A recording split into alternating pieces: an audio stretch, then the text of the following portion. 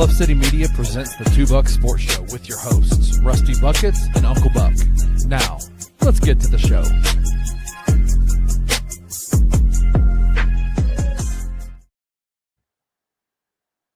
What's up, everybody? Happy leisurely Sunday morning. Happy Father's Day, Kenny, and all the fathers out there.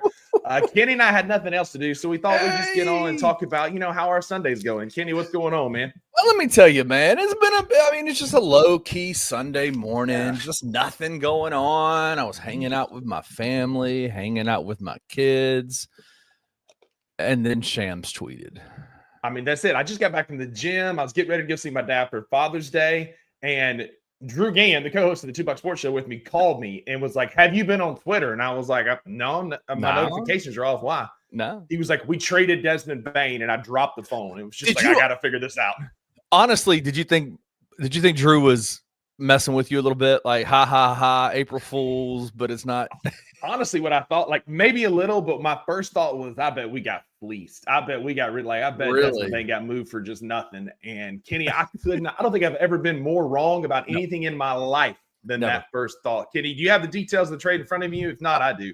I do. I'll get it. The Memphis Grizzlies. This is Shams' tweet. Memphis Grizzlies are trading Desmond Bane to the Orlando Magic for Kentavious Caldwell-Pope, Cole Anthony, 4 unprotected first-round picks, and 1 first-round pick swap.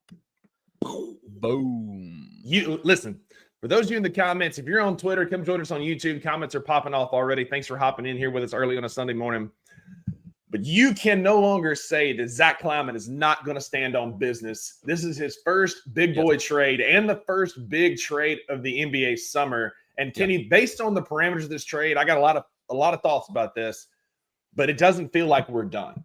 No. This is a precursor. It feels like. Mm-hmm. You move off of Desmond Bane, which was a contract that's kind of been holding us back because it's a massive contract. You get a guy that you and I and all of us here at Bluff City Media have coveted for a long time, and Kentavious Caldwell-Pope, a 3-and-D wing who is just tenacious, a great locker room presence and a leader. Cole Anthony, who's a great point guard, but to me feels like he might get moved in an aggregate, like it's an aggregation trade. Yeah. And then we have a bazillion first-round picks, including 2026, which is Phoenix's unprotected pick. And if they move KD and truly tank in their chain, that could be a lottery pick, Kenny. Yeah. Like this could be the precursor to a Kevin Durant or getting a bigger piece because of the assets that we now have. Unbelievable. Yeah. No, we have been hearing that Desmond Bane's contract, that the value, the trade value with Des based on his contract was going to be a tough thing to move. And this is definitely Zach Kleiman flexing a little bit and saying, no, we're gonna get max value for what Desmond Bane. And it feels like he found the right trade partner. Orlando has coveted shooters for a while, and Desmond Bane is, for all that he's not, he's an elite shooter and an elite. I would even call him an elite playmaker. You know what I'm saying? Like he's good. He's a good player. Yeah. I mean, we let our short-sightedness kind of get in the way and we get frustrated. Yes, he dribbles the ball off his foot occasionally. Yes, he can be frustrating in the playoffs. But my memory's not so short that I don't remember some 30, 36-point games where Desmond Bane was just untouchable. Like he can go on a heater from 3 with some of the best shooters in the NBA. And it's been one of the worst kept secrets in the NBA that the Magic are going to be shopping for shooting, and that's what they get here. Yeah. And for us, as much as we love Desmond Bane, and I'm very pro Desmond Bane. I bought Maggie Desmond Bane jerseys and shirts and stuff. She loves Desmond Bane. We're big Bane fans around here. This is how he's going to help the team now, because this creates the flexibility that ZK's been claiming that we had. It's bringing that back because we now have, it feels like 30 first-round picks. And then if you compare a Cole Anthony with some of these other pieces, a GG events, something else that we have, this could then turn into another piece. And I think this could be the first domino that resets his Grizzlies roster for next year. Kenny, what does it say about Zach Kleiman to you? You know, this is his first big boy trade. This feels like a trade of, hey, I got to do something to keep my job. What are your thoughts on ZK and making this move? Yeah, I would be surprised if his motivation is I've got to do something to keep my job. He comes across as the kind of person that's just like, I know what I'm doing and I'm going to do what I do. Now, it might be that might be irrational confidence coming from him, but because like you said, this is his first major trade.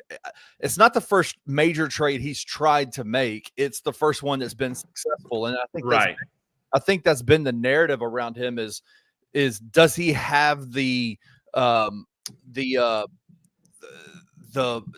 is his reputation such in the league with other GMs that GMs take him seriously? And I think even though he is a former executive of the year, has done right by the Grizzlies building this roster out over the years, there has been some concerns, I think, in the Grizzlies fan base that says, can he actually get a big deal done to make something like this happen, to build around Ja and Jaren? And the smoke has been in the city since the offseason that if Zach was going to make a move, that it was going to, that part of that move, especially with BC's injury being one of those contracts that were a valuable asset to potentially trade, with BC's injury and kind of up in the air about him, like what's he going to look like next year? It definitely felt like Desmond was going to be involved in conversations. And so the fact that he was able to out the gate is it the first big move of the offseason? I mean, the finals aren't even done. I think it is the first big move of the offseason around the NBA. The fact that he was able to come out swinging and get this deal done, and basically, like you said, take the bare asset coffers of the Grizzlies and just replenish it with assets galore. This makes us bigger in the backcourt by adding KCP. He's a huge wing that can defend really well and shoot threes and be that guy. This is very clearly supplanting Ja as our number one and Jaren as our number two. And I'm already seeing that Jaren doesn't rebound comments. If that's your opinion on Jaren, you don't know basketball, because he is clearly our number two offensive option. He's a perimeter big. And now this is going to, like you talk about Jalen Wells, KCP, and Jaren Jackson Jr. on a defensive side of a basketball team. That's ridiculous. Like, dude, good luck scoring 80, 85 on this team next year. Like, this is wild. This takes a huge step forward for ZK. Like, again, to me, Kenny, this tells me that maybe ZK has been standing on business this entire time. Not necessarily not being able to get a trade done, but waiting for the right trade to come through. We could have mortgaged the farm for a Jimmy Butler. We could have sold the farm, moved all these picks and assets and stuff. And maybe we would have been better this year on a 1-year rental. But now we are set up to get a player, I don't know, maybe a Cam Johnson, somebody like that could come in and make this team even better. And you cannot tell me that, like, moving Dez in this piece and bringing in 4 first-round picks, a pick swap, all unprotected, it's just wild to me that doesn't make us better. And Drew texted me a few minutes ago. I'm going to give credit where credit's due. Shout out Uncle Buck for being here. This Phoenix may want this 2026 first-round pick back. And who's to say we can't move that pick right back in turn for, I don't know, somebody who's looking for a state with no state income tax? Listen, do we I know a report got put out that there's destination spots for one certain player from the Phoenix Suns, but maybe that list gets amended. I don't know. Maybe that changes. Yeah, but I mean, yeah. Sorry, here we go. We'll reset. For those of you just joined, thanks for coming out. This is a wild Sunday morning. We got our first big Shams tweet of the year, of the summer trade season. The Memphis Grizzlies have traded Desmond Bane to the Orlando Magic for one KCP, Cole Anthony, 4 first-round picks, and a first-round pick swap, all unprotected. Unprotected means that whether it's a lottery pick, the 5th pick, the 20th pick, it doesn't matter. It's ours. And Kenny, those are the picks that are ripe for moving. What team in a rebuild mode with a superstar that they can move off of would not covet 3 or 4 first-round unprotected picks? Well, I got one for you. I'm trolling a little bit. We got some Blazers fans that have come onto our channel. Let's go. Where is he? There he is. Augie, Blazers fan here. Crazy trade. Bane is awesome, but you have to make that trade. Listen, Portland is in a slight rebuild right now. We might want some players. Some guys that we were talking about yesterday. Just this week on Friday, we were just talking about Denny Abdia. Shout out Chris Dodson, doing it Dodson on Twitter for writing the article for Clutch Sports, that Denny Abdia is somebody the Grizzlies have called about. Hey. Now, Portland can get a couple of first-round picks. That feels a lot more doable. If you could turn a BC and a GG into a Denny Abdia. Again, if it's me, my next phone call is to the Brooklyn Nets and saying, all right, y'all wanted first-round picks for Cam Johnson? I got a dozen of them. Which ones do you want? And I'm sending them to Brooklyn for Cam Johnson because a starting lineup of Ja, maybe a shooter somewhere here. Maybe it's Jalen Wells. You got Jalen or KCP at the 3, Cam at the 4, Jaren at the 5. Ooh, good Lord, Kenny, I'm starting to sweat. You sweating a little bit? Ooh, yeah. Man. Yeah. Well, we needed, I mean, one of the things about, and I want to, like, we're sitting here celebrating, the haul that the Grizzlies got. To recognize the impact that Desmond Bane had on the Memphis Grizzlies, I think is an appropriate thing to do. Like he is a guy that has been as consistent as anybody else on this team. Just a low-key consistent guy, a guy who you talk to people that are in the organization that know him behind the scenes. They say he is the guy that you would want to build, like the mentality that he has, the way that he approaches basketball, the way that he approaches, his training, his, the off the court stuff, the way that he lives his life. He is the kind of guy that you want on your team. And the Grizzlies, I think, have been blessed by having Desmond Bane on their team for so long, drafting him the way that they did and bringing him to this team. We're able to see so much growth in his game over the years. The big thing, and I think the reason why ZK made the move that he made to get off Desmond Bane is because one of the issues that we were seeing is that with Ja and Dez playing together in the backcourt, it created a real severe defensive liability for the Grizzlies, right? And so when the reason why a guy like KCP has been coveted by the Grizzlies fans and by us at BCM for a while is because of his ability to stretch the floor, offensively from the 3-point line, but then also his ability to play defense, his ability to now you shore up this issue that the Grizzlies had when Dez and Ja played together of how do you hide both of them on defense, right? Like there was there was issues there on the defensive end of the floor. You saw that this year with the Grizzlies defense, just their ratings and their rankings and what they did on the floor just kind of tanked this year. And so it is interesting, like a guy like KCP, I think he's a stick for Grizzlies. I think he's a stick for this team. I think he's on the team. It's opening day. I do think that the other assets they got, if all this is telling me something, Zach Kleiman is not doubling down again on youth. This is about building up assets to go after somebody else. And so I would say the phone lines, as busy as it was to get this deal done, the conversations are going even crazier now. Yeah, a couple other thoughts of Desmond Bane. His maturity, his steadiness, his professionalism were key to our success. There were some playoff issues, but watching him grow, he's the first and only Grizzlies player to ever participate in the 3-point competition. Yeah. He has been a great headliner. He was on the commercial. Maggie and I still to this day be like, Memphis, let me show you what we do when we're not on the court, just kind of joking around from that commercial. And he was a great professional and great part of our community and our team, and will absolutely be missed. But can you think about this before I talk about KCP? Think about Orlando now. You got Jalen Suggs, Desmond Bane, Franz Wagner, Banchero, and Wendell Carter Jr. That's a nice starting 5, bro. That's shooting, that's defense, that's athleticism. Because you've got 2-point forwards. You got Dez who can handle the basketball. Jalen Suggs is an absolute dog. And then Wendell Carter Jr., big athletic big.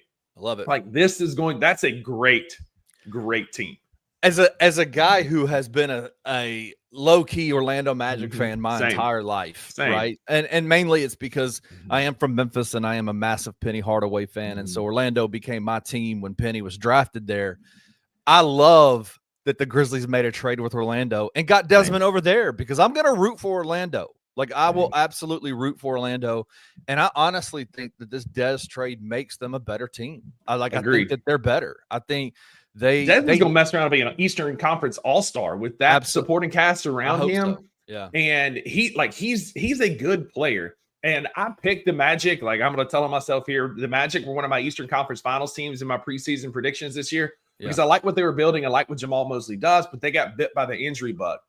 Desmond's had some back and some hip stuff that he's kind of dealt with, but overall, he's been a consistent player that can be that guy for Orlando and step up and be the shooting that they have missed. But you were talking about KCP earlier, man. You talk about a pro who's won a championship.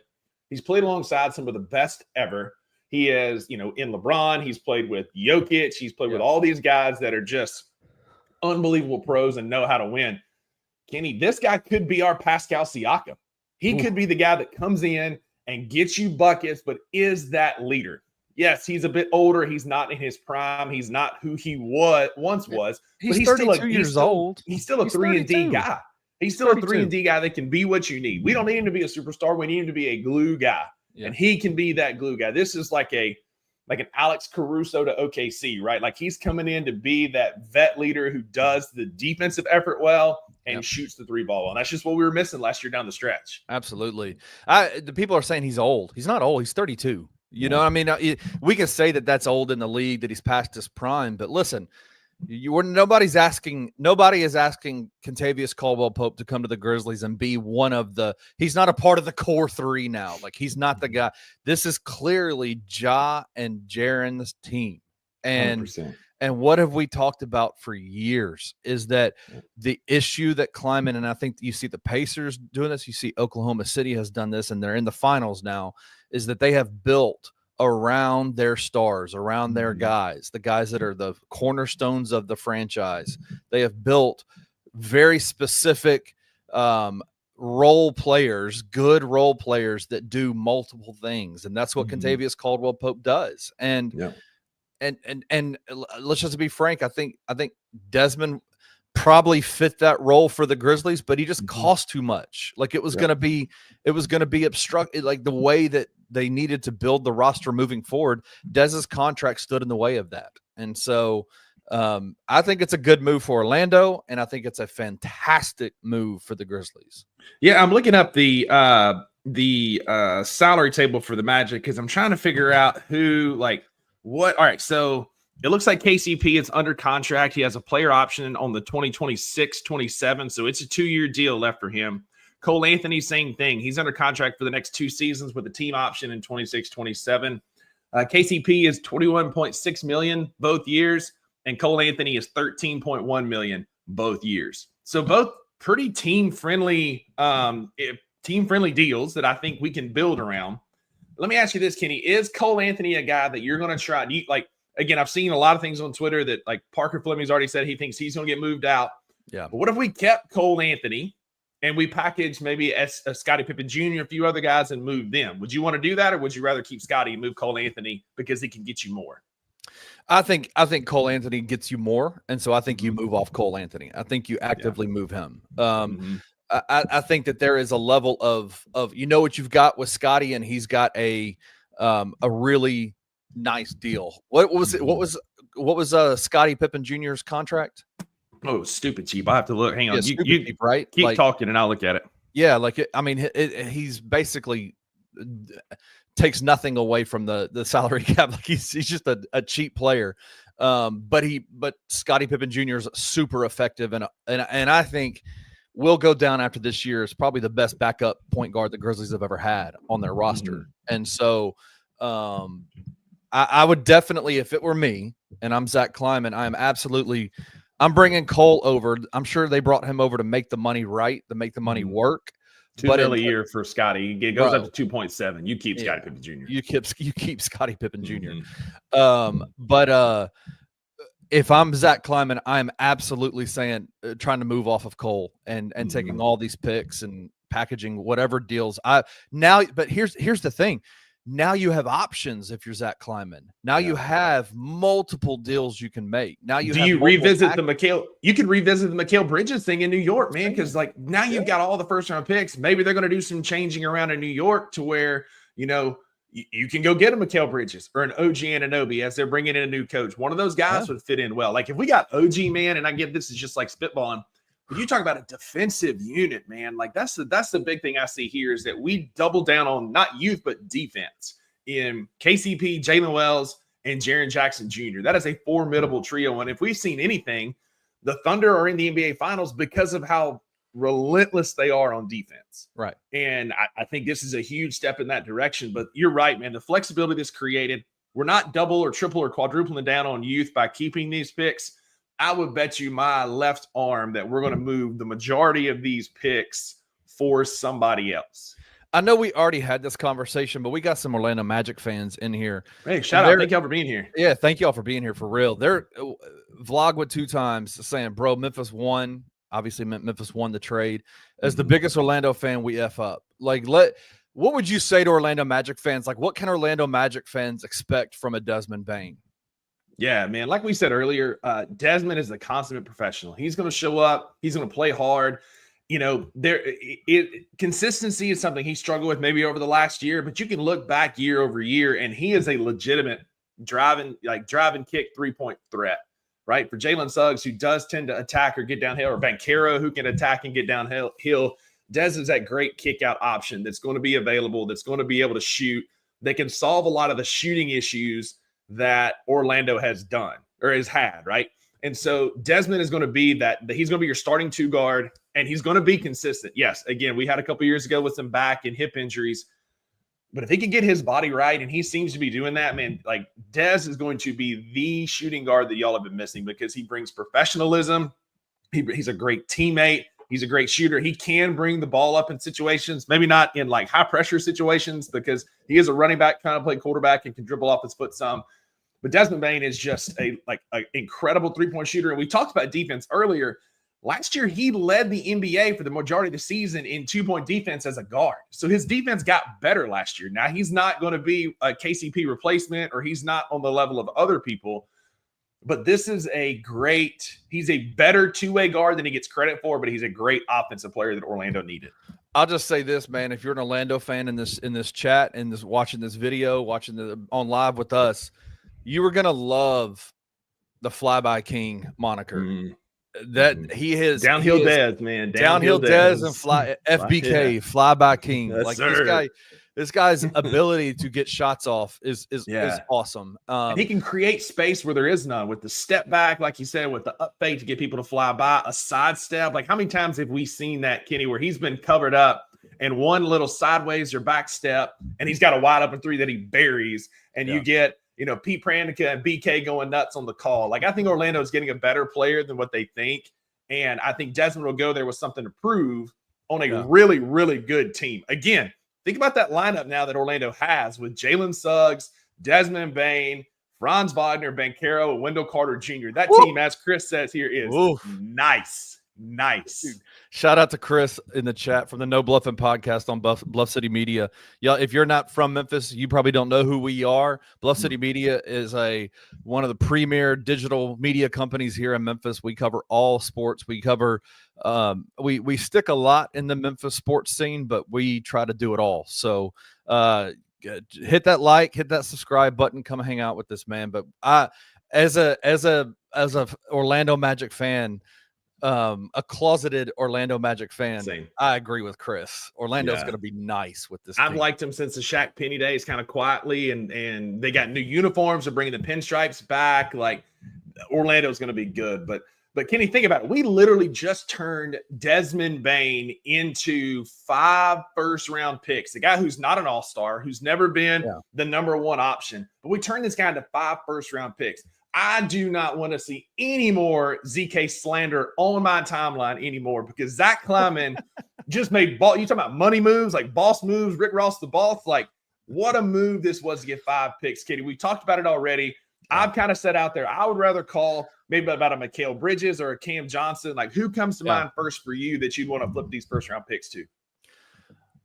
I would make phone calls to the New York Knicks, and I would say, tell us no again for Mikal, say no again for OG. Like those are the two guys that I would go after. I would, and I mean, if you can go get a Cam Johnson, if you can make some plays for a Denny Advia, if you can, whatever you need to do, or let's not forget our guy doing it, Dotson, Chris Dotson, wrote an article earlier on in the summer about a potential interest in Lauri Markkanen. Domantas Sabonis, Lauri Markkanen, and those were two names that he dropped in. And I about had to come apart about Domantas Sabonis because that dude also fits what we're trying to do. But I also would love to see, as much as I think Sabonis would be awesome, Markkanen is a guy that I think would just, it changes the way that the Grizzlies would their whole, how they would look on the floor. I think you would, if they were able to get a Lauri Markkanen from Utah, it would automatically, I think, bring Jalen Wells to the 2 guard or starting to, or KCP at the starter too, with Jalen off the bench being your 6th guy off the bench. Lauri at the 3, Jaren, and then figuring out the bigs, obviously with Zach being injured right now, which is just devastating for the Grizzlies. But I just think you have all those options, all those things that have been out there about, okay, Lauri, Domantas, OG, Mikal, all these different guys. At the beginning of this offseason, or at the beginning of when the Grizzlies offseason started, it was like, what assets do the Grizzlies have to be able to make that happen? Now they have them. They didn't have them before. Now they have them. Listen, here's the thing for me, Kenny. I think I love Lauri Markkanen. He's super Santi, right? He can score at any level. He can attack. We think he can play, but Utah criminally underuses him because they shut him down in February because they want to tank for lottery picks. Right. But if you can turn some of these picks, walk with me here. If you can turn some of these picks into a Domantas Sabonis and a Keegan Murray or a Malik Monk, right? Then you've got, let's say it's Ja, Malik Monk, KCP, Jaren, and Domantas Sabonis. What does Domantas Sabonis do really, really well? Pick and rebound and pick and roll. So he can be that pick and roll guy for Ja Morant, because what does Tomas Isalo love around on offense? A high guard pick and roll. Yep. And so why not go get one of the best screen setting big men who's not a giant lumbering guy like Zach Edey, but now you've kind of got that 1-2 punch that you've had with Brandon Clark and Steven Adams and Brandon Clark and Zach Edey over the last year, where you've got a 6'9", 6'10" Domantas Sabonis. And when Zach Edey is healthy again, you've got a 7-foot forever Zach Edey that can play like a true big. Now, you can't play those two together. No. But a Sabonis and a Edey kind of a rotation is a killer rotation at the 5 pick. Yep. I don't dislike that at all. When you start adding Keegan Murray to the conversation, I get crazy, right? Like, I'm like, okay, I know he had a down year, but I think a lot of that comes back to Sacramento fired their coach in the middle of the year for no reason. And just there's kind of a floundering franchise. And so when you got a guy who's an ultimate systems guy like Keegan Murray, a guy who just wants to hoop and play ball and just get out there and hoop, when things are up in the air and flux like that, man, it's hard to make that transition, especially as a young guy. But bring him to the Grizzlies, where there is a clear hierarchy of leadership, where the head coach, the culture is there.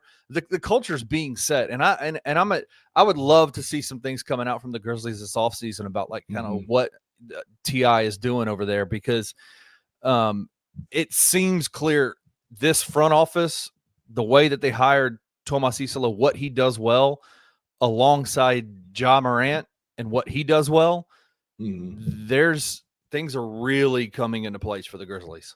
Yeah. And I mean, if Domantas Sabonis can be successful with De'Aaron Fox, what is he going to do with a better De'Aaron Fox? right? And then you talk about Lauri Markkanen, like say you can go get a Lauri Markkanen, you can turn this into a Lauri Markkanen and I don't know, pick another piece, maybe a Walker Kessler that can be that guy that fills in for Edey while he's hurt, and then you move Kessler at the deadline. Like maybe that's a thing that we do. But there's the unlimited flexibility that Zach Kleiman has created here. I'm going to have to agree with Edward and say that we are so back. Are we back? We are so back, baby. My Lord. What I mean, like again, KCP, maybe he had a down year. Some people are trying to say here he's having a down year. He's washed.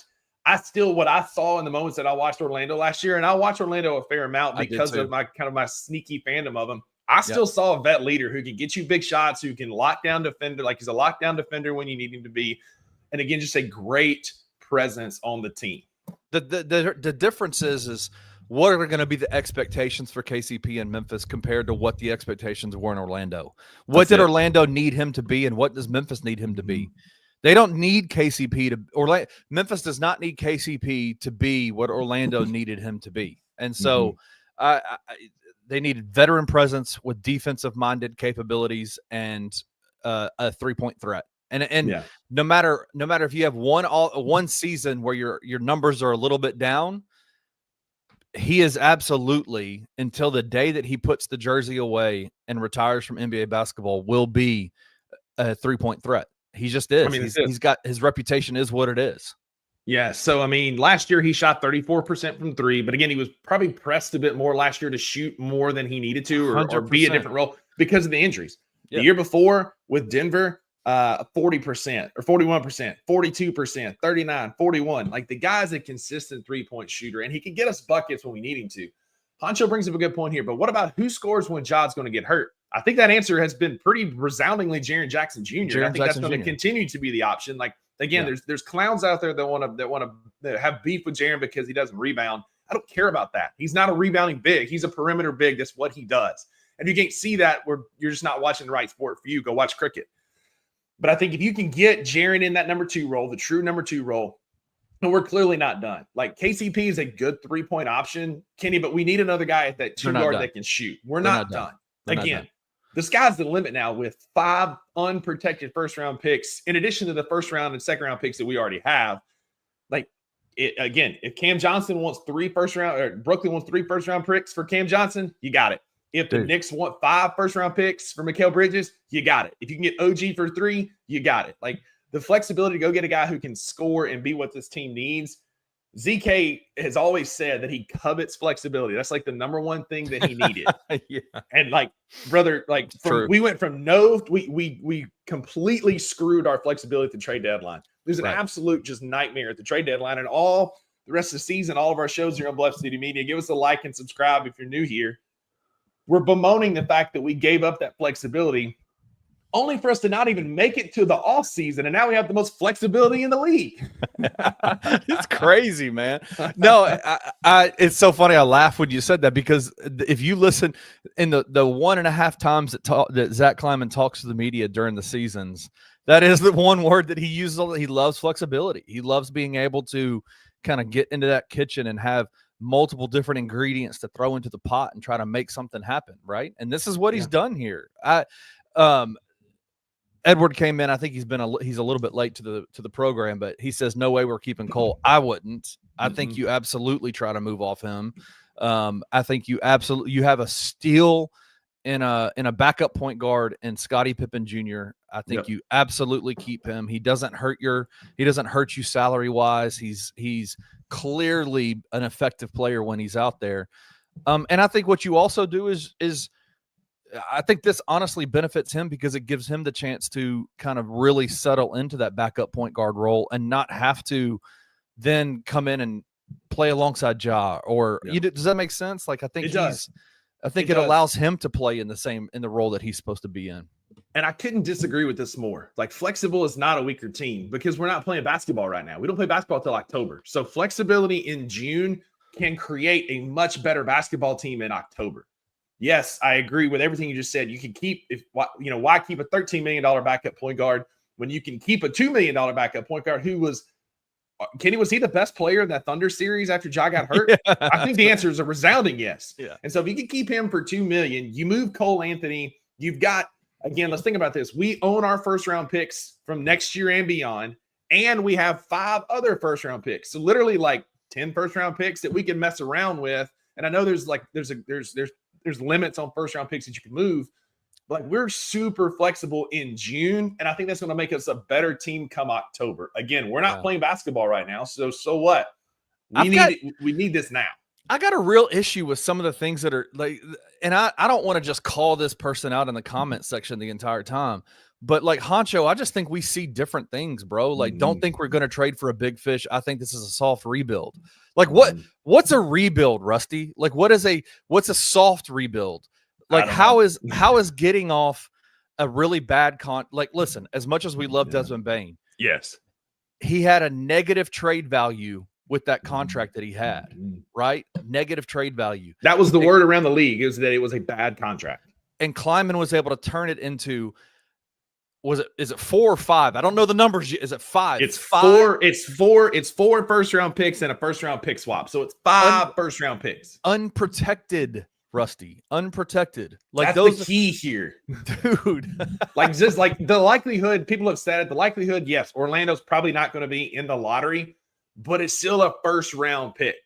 And it's still an opportunity to move and be flexible. And Honcho says, call him out again. I'll call you out again. Name a time we've never traded for a big-time player. Ask me again in October, because it's coming. Yes, that hasn't happened. We've also never pulled off a trade like this, and we just saw it happen. And so I think that, like this gives you flexibility. Like, yeah, we don't have the contracts for it, but could we get in a 3-team trade and move picks in a Giannis or a KD type trade? Right. Probably. But again, I think, like, call it a soft rebuild, call it a rebuild, call it whatever you want to call it. This team is getting better, and we're not done. You can't tell me that adding a Cam Johnson or a Mikal Bridges or an OG is part of a soft rebuild doesn't make us hella better immediately. Those 3 guys are the first to come to mind to check a lot of boxes. Yeah, we've been in conversations with the Knicks before. We've been in conversations with the Nets before. I feel like the Nets owe us one after the whole DFS debacle. Maybe this is their chance to make it right. Maybe they make it right. Make it right. Give us Cam Johnson and Deron Sharp. There's your other center, or Nick Claxton. Then we can hang on till the deadline and then move to the Lakers for whatever. But like this is just the flexibility and the sky's the limit right here, man. Sky's the limit. Robbie R made a really good point, and I wanted to ask you this: if we trade for a big fish, we going for a 2 timeline approach? Do we let go Jalen, Gigi, or Cam? Cam Spencer? I don't. Not is Cam? No, Cam's not Cam Spencer. Well, Cam's. I don't understand the Cam being a part of that. I don't think so either. I think it's a Jalen, Gigi, Vince conversation. Right, Jalen, Gigi, Vince, or even a Zach Edey, if you will. Honestly, like let we can throw that out there. I love Zach Edey. I think Zach Edey's got a big potential still available. Unlike my other co-hosts on the 2 Buck Sports Show, live on your lunch breaks Monday, Wednesday, Friday at 11 a.m. I'm not ready to write off Zach Edey just yet. Yes, but. Like, my God, if we can turn Zach Edey into, like, if you can turn this into something even bigger, like, there's, like, again, like, I would also not hate a Nick Claxton, Cam Johnson trade to bring those in, because and then you can move Edey, and you can move you can move Gigi in that trade and still have some cap flexibility to sign both those dudes. But again, like, the flexibilities here, like, the 2 timeline approach to me, like, that worked 2-3 years ago. Kenny, with Ja and not Des no more, but Ja and Jaren are coming into their primes. They're about to be 26 years old.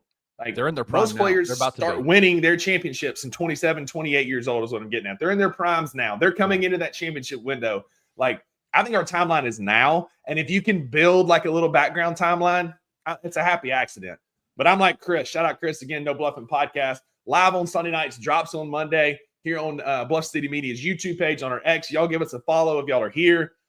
Like, I think that we are winning now with this move, and I think we still have one more move to make in order to win now.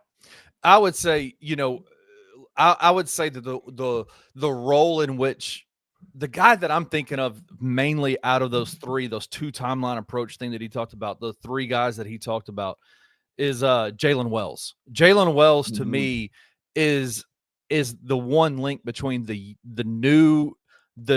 next gen part 2 Grizzlies and the guys that can fit with the next gen Grizzlies, the Ja and the Jarens, right? Like, Jalen is the guy that I think he plays a major role for this team next year. You saw what he did, his availability, what he was able to do defensively, his 3-point shooting. Even though there was some maturity ebbs and flows, his maturity level, he is going to be a major part of this upcoming season's Grizzlies roster. Agreed. And so, if we're talking about 2 different timeline approach, I think that Zach has done a good job of having his main guys, and then taking some of this youth. While he's not been able to make some of these deals that everybody wants him to make, He's been able to draft really good players up underneath to kind of support. I would be surprised if Gigi and Vince are a part of this team next year, but I would also not be totally surprised based on what Zach Kleiman said at the trade deadline in his press conference, where he said we are all in on Gigi and Vince. Mm-hmm. You know what I'm saying? Like those are our guys. Those are my guys. I'm putting all the chips in on them. It's going to be interesting to see what happens. I think with this flexibility they have now with all these picks and all these assets, do they move off of him? Do they move off of Gigi and Vince? I think that's the likelihood is there. I agree, because they can still be ZK's guy and then flip him into another player. Like that can still be a thing. And I love Gigi. I was a stand for Gigi a lot longer than most were this year. Yes. And so that's not me saying we need to move off him, because I still think Gigi's going to be a great NBA player.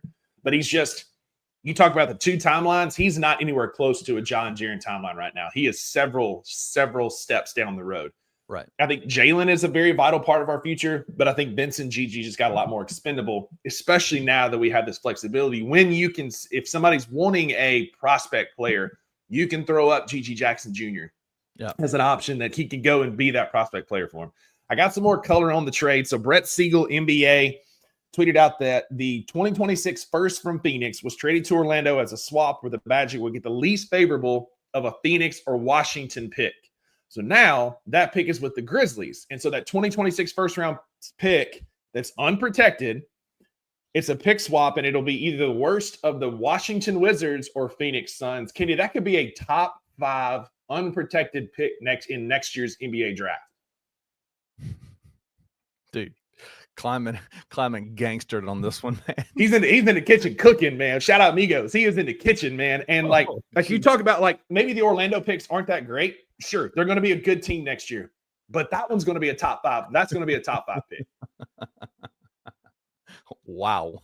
like reading that, and then shout out Andy Plays 31 right here. Like I'm still like KCP is the Grizzly. That's insane. We've been asking for this for a long time. Like, I mean, hell, Kenny, like this is a top 5 pick. Like, who doesn't want a top 5 pick? The worst pick between a Suns team that's moving off of KD and has a bad Bradley Beal contract, or a Washington Wizards team that hasn't been good since John Wall was still playing, competitive basketball.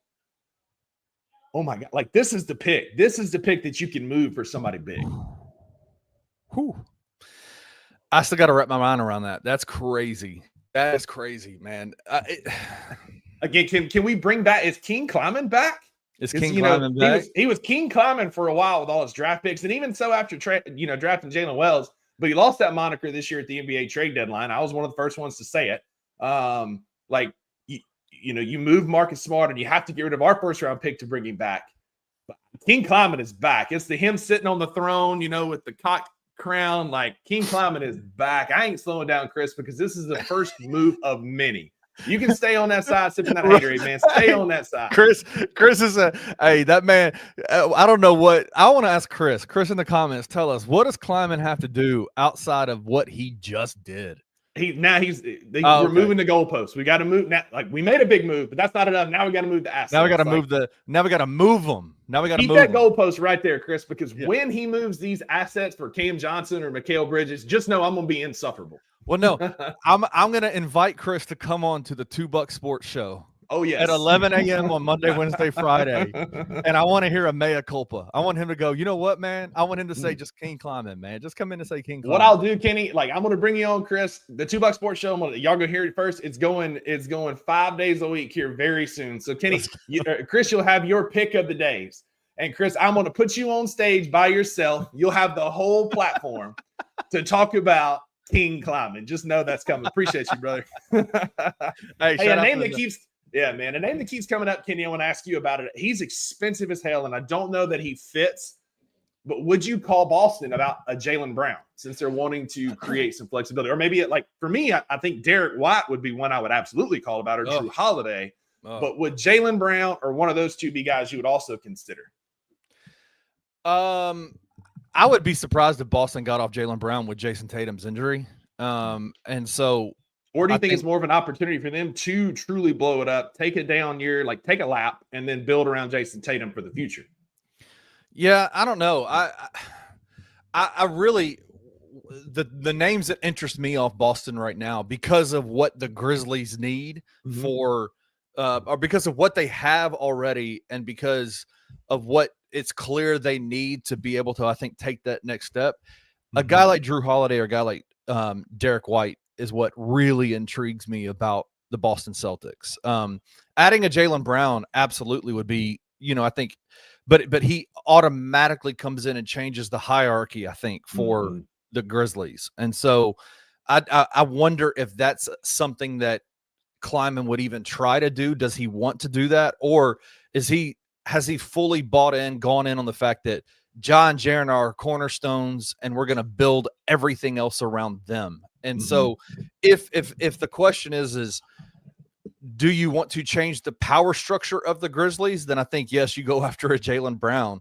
But I think if you want to build around the two cornerstones of the franchise, then I think you absolutely go and make them, like you go and you go beat the bushes for a Derek White, a Drew Holiday, a Cam Johnson. Those kinds of guys are the kind of guys that I'm really intrigued by. That's what makes sense in my brain. Yeah, and again, like there's a lot of moving parts here. Like shout out Anthony Sane. The Anthony Sane Show is live Monday through Friday at 2 p.m. Central, talking all things Grizzlies. Tom Foolery with my guy Kenny Stubblefield here. But like we just turned Desmond's deal into a package of Brandon Clark, Cole Anthony, John Conchar, right? Like this is changing our trade dynamic. And Jitty's on there just for money, so don't come at me with your pitchforks in the comments. But like we're able now, like our trade packages look a lot better. Kenny, we're in a power position now to where people will be calling us and saying, hey, what do you want for all those first round picks? Because the details are the Grizzlies get Kentavious Caldwell-Pope, Cole Anthony, the 2025 16th overall pick, the 2026 Phoenix first round, which is the worst of the Phoenix or Washington pick, the 28 Orlando first, the 30 Orlando first, and a 2029 pick swap. And the Magic get Desmond Bane. So, like, you got first round picks in this year's draft, next year's draft, the 28, 29, and 30 drafts. Yeah. I mean, again, we're in a position of power when it comes to trade. No longer are we the team that's going to be like, oh, well, if we're going to get that, now you're going to have to talk about, do we move Ja or Jaren? No. Those teams are coming to us saying that with the Mutombo finger. No. Those teams are coming to us saying, what can we do for those first round picks? I think it might have been you that said this, or was it Gabe Kuhn on the Bluff podcast? Tuesdays at 12 on the Bluff City Media Network. He said he was talking about NBA trades, and he said basically all we can really offer is this and a hug, right? Like, can we hug? Just please, like, we'll love you, we promise. Yeah, that's out the window. Like the whole dynamic of the Grizzlies and what they can do in terms of trade packages have completely changed. Now, I do want to say I'm getting roasted for not knowing Drew Holiday's contracts. You're right. I don't know his contract. We're just spitballing. Guys, this is Off the Dome live here on your Sunday morning. I just got back from the gym. Kenny's having a lazy moment with his kids. Like, we're just up here spitballing with the flexibility. I don't know his contract. Edward, I like this. Cam and Deron Sharp for BC, Cole Anthony, and 2 first rounds makes that deal a lot sweeter for Brooklyn and a lot more likely to happen. And yeah, maybe you can tag Jitty in there if you need to make the money work. But we can start taking these BC packages and adding Cole Anthony to it, and it makes it a lot more enticing to teams. Well, if you listen to Chris Dotson on the Anthony Sane Show this past week, he said, which is a great episode, by the way. If you haven't listened to that, check it out. It was Thursday's Anthony Sane Show on YouTube. Phenomenal interview. Really, really good.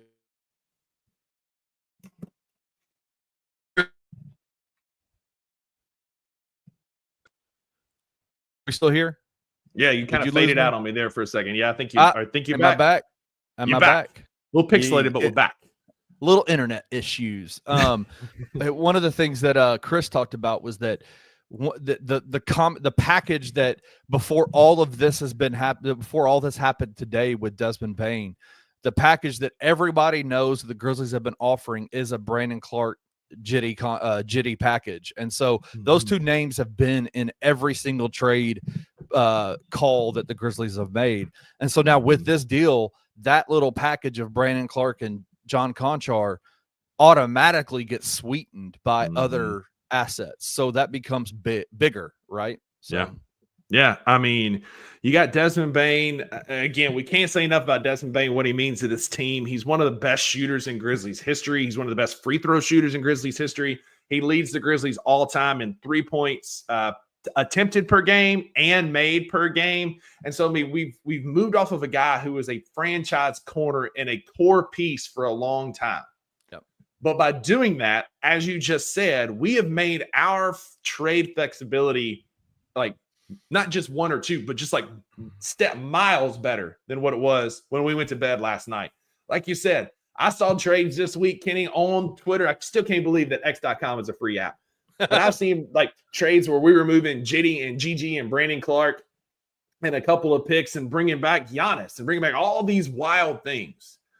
But now we're sitting, as Sandwich says here in the comments, on a ton of resources. And that trade package of Brandon Clark and Cole Anthony looks infinitely better for anybody than Brandon Clark and John Conchar, especially if you can put in a prospect player like Gigi and turn that into a Mikal Bridges, an OG Anunoby, a Cam Johnson with Deron Sharp or Nick Claxton, like making us a better team, longer team, more athletic team, better defensive team, like just better all the way down.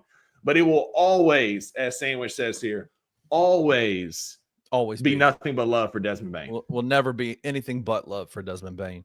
Let me ask you this. What's the in this trade, the Grizzlies got a 25 first rounder, right? What was that pick? The 16th? 16th overall. So we were supposed to get the 18th that we traded to Washington. Now we're 2 picks higher. So Edward came in and he asked, could we use this first round? Do you think that's a trade asset, or do you think is that a potential, because this is a deep draft. Is that a potential ready now player for the Grizzlies? Would you potentially use that first rounder this year? Listen, I'm going to be honest. After the trade at the deadline, I kind of checked out on some of the NBA draft this year. I know it's a deep draft. I know the players at the top that are really, really good, but I'm not sure who's going to fall in that 15, 16 round. But by the Monday, probably Wednesday at the latest edition of the 2 Buck Sports Show, I'll have some options for us at that 16th pick.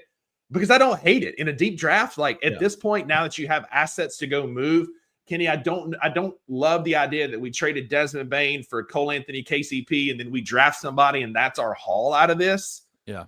But I don't hate it if you can then turn Cole Anthony, BC, and then those future first round picks into somebody. So I'm gonna kind of ride a fence here and say I maybe keep the pick, but it just depends on what we do with the rest of the assets. I like it. Because we could keep it, and there's going to be some good players there. And y'all can say on here, I see Marine 89, like New York's not trading Mikal or OG. Those are famous last words, bro. Like we know that there's been some conversations had already. That's all I'm going to say. Hey, Francis Carlotta, the host of the Tigers Live postgame show. Kenny, I want a familiar foe. Neek Clifford from Colorado State. Ooh, yeah, that kid's a hooper. He's tough, man. 6'6", 6'7", shooter, defender, ball handler, literally led Colorado State in every single statistical category they had this year. Phenomenal player. If he's available at 16, I would be hard pressed to turn him down. Yeah, that's a name that I know that I don't think would be a bad pick. But I'm gonna do some research. I'm gonna look into it. But man, like again, if we keep the 16th pick, that's fine. But we're going to have to make some other moves, because then you're turning into a younger team, right? Then you're doubling down on youth, right? Yes, we got a couple of vets. Now you're doubling down on youth again. It's 2 different questions. Like, what do we do if we keep it, or do we keep it? Like you said earlier, I don't think we keep it. I truly don't, because again, if ZK is going to be true to what he said in his postseason exit interview, Kenny, he said we got unintentionally younger. I don't know how we did that when you're the GM making us younger, but I digress. I don't think that we are going to keep the 16th pick. I agree. If I had my choice, I would. What did Anthony say? Anthony Sane said last year, F them picks, F them kids, right? That's it. F them picks. I don't need them. I don't need them. You can't maybe like a BC Cole Anthony Jitty in the best trade package from a player's standpoint. But if you can turn that in, like you can pair that with 3 or 4 first round picks, New York's going to pick up the phone. Brooklyn's going to pick up the phone. Phoenix is going to pick up the phone. Like Those people are going to listen when you're throwing that much draft capital around. R. Noreen said New York wants a Triple J for Mikhail, not Clark plus picks. Delusional. If they think delusional. It is interesting. Old vet OG of the comment section of Bluff City Media, Black Ninja DJ says, man, is this a rare trade where both sides made too much sense? We just never see it. Like, especially as Grizzly fans, like, what does this even mean? Like, you mean we didn't get fleeced in a trade? We didn't have to send out a first-round pick to get Marcus Smart, only to turn around and send out a pick to get rid of Marcus Smart? Right. Like, I'm curious to see, Kenny, what is so you're ESPN, right? And we know ESPN's a bunch of clowns. Like, Stephen A. Smith's been getting clowned all week for playing solitaire during some of the best NBA Finals games we've seen in a long time. I can multitask. I'm doing it during a timeout. And it's clearly going on. So here at Bluff City Media, we liken ourselves as respectable sports media members here in Memphis. So, Kenny, I'm going to ask you, if you had to grade this trade for the Memphis Grizzlies, and you had to grade this trade for the Orlando Magic, what grade are you giving each side of this trade? I have to go, and this, y'all can say I got my Grizzlies goggles on. I think the Grizzlies won this trade because of the flexibility that it provides them. Because it turns a negative trade value contract into multiple lanes of multiple pieces of flexibility in terms of trade assets and building around and number two, it clears up any confusion on whose team this is. It clears up any confusion. It absolutely tells us who the Grizzlies are putting all of their chips in with. The Grizzlies, I think, get, I don't want to say an A plus, maybe an A minus, a half a plus. Like, I mean, it's way up. This is is this the biggest trade in Grizzlies history? Like, is this the best trade in Grizzlies history? Like, I don't know if it's the biggest because we traded Pau Gasol and got Marc Gasol. I won't say maybe not the biggest, but I think it's the best that we've gotten back. I mean, I do think it's the best trade we've been in. And I still think you give an A to Orlando. Orlando too. Orlando's got a clear starting five. Starting five now. And a really good young starting five. Like, they're going to be dangerous in the East for a while with this team. Because the one thing they were missing last year besides health was shooting. And that's what Desmond Bane does well. Yeah, it's a lot. Shout out Anthony Yu for being here as a Magic fan. It's a lot, but I'm telling you, what you're getting back from Desmond Bane is a lot. Like, he is a consistent shooter. He's a guy that you can rely on. He's a guy that if he doesn't have to be pressed and play point guard, like, I don't even want to say his name, but I'm going to have to. Taylor Jenkins made him play point guard a lot this year. If he can step into that true two-guard role like he was a couple of years ago before TJ lost his mind, like, Orlando just got like a lot better. Yeah. A lot better. Like, Orlando's starting five, again, we'll say it again for those of you just now tuning in, is Jalen Suggs, Desmond Bane, Franz Wagner, Paulo Banchero, and Wendell Carter Jr. That is tough, Kenny. Yeah. And so I think both teams get an A out of this. Like, I absolutely think that, like, the Magic probably, did they overpay a little? Maybe, but it's a big contract. They had to make it work. And they still get an A for addressing a team need that they clearly needed. And so I think this is A for both sides of this trade, which you don't get to say very often in NBA trades. Yeah. I do think we're going to look back at the last couple of years of Taylor Jenkins and go, man, what were you doing with these guys? Right? Like, I think Jamal Mosley is going to utilize Desmond Bane in the way that he's meant to be, right? Like, as somebody who is a low-key super Jamal Mosley fan, like, I think he's great as a head coach. Putting him back in a role where he can thrive and succeed and do what he does really well is going to extend his career and make him even change his what he can do, like, in terms of a ceiling. So, I mean, he's a career 48% field goal shooter and a career 41% three-point shooter, Kenny. I agree. Jamal Mosley can do so much with that, bro. Like, getting him being back downhill Dez. You said it earlier, fly by king. Like this is going to make his career extend so much more alongside a young core that's really just now coming into their prime as well. Yeah, I agree. Shout out to Daniel Greer. He says he's going to be on the 6-man show. It's a Orlando Magic show. Check it out when it airs. Check it out. Daniel, post the link in the in your socials, man, and everybody check it out. Daniel Greer, host of the Grizz 901 post game show. Man, Kenny, like this is wild. Kevin O'Connor coming out saying, I love the Bane acquisition for the Magic. It's a lot to give up, but they had a surplus of picks as well. And Bane fits perfectly with Franz and Banchero.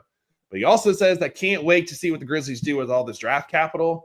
Another big trade coming. And I think we agree 1000% that Zach Kleiman not only ran out Taylor Jenkins, got his man in as the head coach, and is now building a roster that's going to be a winnable NBA roster for Tomas Isolo. And I, for one, Kenny, cannot wait to see what the next month or two holds for us, because with the NBA draft being 2 weeks away, right?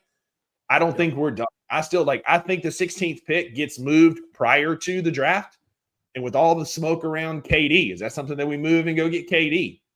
With Brooklyn clearly wanting to move Cam Johnson for a couple of first-round picks, you can flip, like, again, Brandon Clark, Cole Anthony, and 2 or 3 first-round picks for a Cam Johnson and Deron Sharp or Claxton or whatever that looks like, then you just won the trade once again. And so I'm excited to see what these next couple of weeks look like here in Memphis, man. I cannot wait to see what's coming down the pipe. Any other thoughts about the trade? Last thought, they want the Magic to trade Franz and Goga. We'll call you. The Grizzlies will call you back. I will take Franz and Goga. Are you kidding me? Like, if y'all want to trade Franz, we'll give you some of them picks back right now. Yeah, you can have them back right now. Right now. Hey, your number is just number 1 in the call history, man. Like, we can make that phone call right now.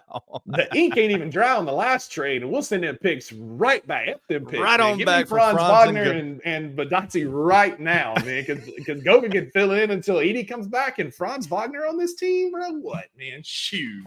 Yeah. I'll take them. Yeah, just my last thought is this. Jonathan Lambert says, just by this trade, this offseason is gonna be fire, and I agree. And this is exciting. As much as as excited as I am about these last 3 potential games in the NBA Finals, and the Pacers and Oklahoma City Thunder Finals is awesome. It's been just utterly good basketball. Yeah. Man, I cannot wait for this offseason. This is going to be crazy. Yeah, it's going to be insane. If this is the first domino to fall, like, it's fixing to be wild. Like, we've seen a ton of great names. Thank y'all, everybody, all 2,600 of y'all for being here today. Shout out everybody in the comments, whether you're a Magic fan or a Knicks fan or whoever. We are going to be your premier source for all things NBA this summer. Y'all come hang with the best here at Bluff City Media. We got the Daily Grind tomorrow morning at 7:30 a.m. Central. The 2 Buck Sports Show at 11 a.m. Central tomorrow. We've got the Anthony Sane Show at 2 p.m. tomorrow. Y'all check it out. We got a ton of great content coming your way this week. We're going to cover it in depth all week long, but especially tomorrow. Kenny, as we sign this thing off, man, what a great Sunday and Father's Day gift ZK has given all of us, right? To be able to make this trade happen. And there's so many names right now, like KD. I've seen Trey Murphy's name coming back up. Like, the sky's the limit with who we can go get here, right? Yep. Can we do this real quick before we get out of here? Oh yeah, we got to add in the boy coming out of church. Ask your mom. This is my Father's Day hat. I wear it every Father's Day. I love it. I love it. Hey, we're about to get out of here, Drew. But what are your thoughts, man? All right, quick thoughts. I'm stunned. I think Desmond Bane is a perfect fit for Orlando, and it's probably the only team that would have given up that haul for Desmond Bane. So it kind of works out perfectly. The move in itself, if we roll this team out next year, I'd be upset. But I don't think anybody in the world thinks that we're just going to take these 4 picks and pick 4 rookies in the next, 4 years drought. So it's a move for a move, which is like, if there was one theme and one saying for Grizzlies Twitter and Grizzlies, front office talk, it's always, oh, well, this is just setting up another move, which hasn't quite happened yet. But I don't really see a reason why it wouldn't. Like, this, you're not trading Desmond Bane for KCP and Cole Anthony. Like, it's just, that's not what you're going to do. I do value KCP and Cole Anthony, and it wouldn't hurt my feelings at all if they're on this team next year. I think they provide some toughness, a lot of swag, particularly from Cole Anthony.